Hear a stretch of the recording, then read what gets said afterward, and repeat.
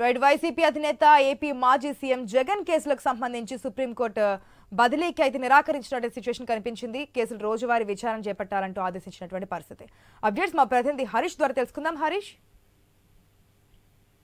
జగన్ మాజీ ముఖ్యమంత్రి అయిన తర్వాత ఆయనకు సంబంధించినటువంటి కేసులకు సంబంధించినటువంటి వ్యవహారంలో విచారణ మరింత ముమ్మరం చేయాలని చెప్పి ఇప్పటికే టీడీపీకి సంబంధించినటువంటి డిమాండ్లు వ్యక్తమవుతున్నటువంటి నేపథ్యం. ఇప్పుడు కేసుకు సంబంధించినటువంటి అంశానికి సంబంధించినంత వరకు కూడా ప్రత్యేకంగా విచారణకు సంబంధించి ఎటువంటి అవసరం లేదు. గతంలో ఎంపీలు ఎమ్మెల్యేలకు సంబంధించినటువంటి వచ్చినటువంటి అవినీతి ఆరోపణలకు సంబంధించినటువంటి కేసులకు సంబంధించినటువంటి ఆదేశాలు ఈ కేసుకు కూడా వర్తిస్తాయని చెప్పి సుప్రీం స్పష్టం చేసింది. అదేవిధంగా జగన్ కేసుల బదిలీకి సుప్రీంకోర్టు నిరాకరించినటువంటి సిచ్యువేషన్ ఉంది. ఎందుకంటే తెలుగు రాష్ట్రాల్లో ప్రజెంట్ కూటమికి సంబంధించి అదేవిధంగా కాంగ్రెస్ కు సంబంధించినటువంటి పార్టీ అధికారంలో ఉన్నటువంటి నేపథ్యంలో వేరే రాష్ట్రాలకు బదిలీ చేయాలనేటువంటి ఒక పిటిషన్ కూడా ఉన్నటువంటి నేపథ్యం. సో వేరే రాష్ట్రానికి బదిలీ చేయాల్సినటువంటి అవసరం కూడా లేదు అనేది కూడా సుప్రీం స్పష్టం చేసింది. జగన్ బెయిల్ పిటిషన్ కు సంబంధించి రద్దు సంబంధించినటువంటి వ్యవహారంలో కూడా ప్రత్యేకంగా విచారణ కూడా అవసరం లేదన్నటువంటి ఒక అభిప్రాయం సుప్రీం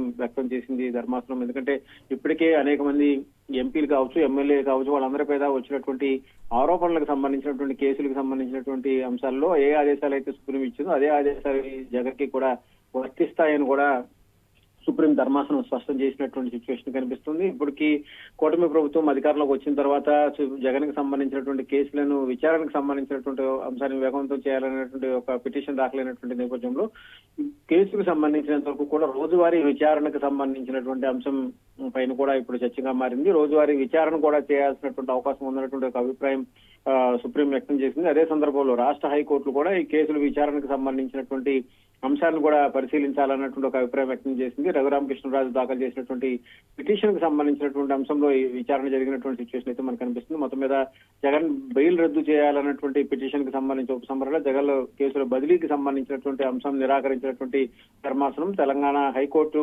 జగన్ అక్రమాస్తులకు సంబంధించినటువంటి వ్యవహారంలో విచారణ జరిగినటువంటి నేపథ్యంలో వేరే రాష్ట్రానికి కూడా బదిలీ చేయాల్సిన అవసరం లేదన్నటువంటి ఒక అభిప్రాయం కూడా సుప్రీం వ్యక్తం చేసింది. ఆశ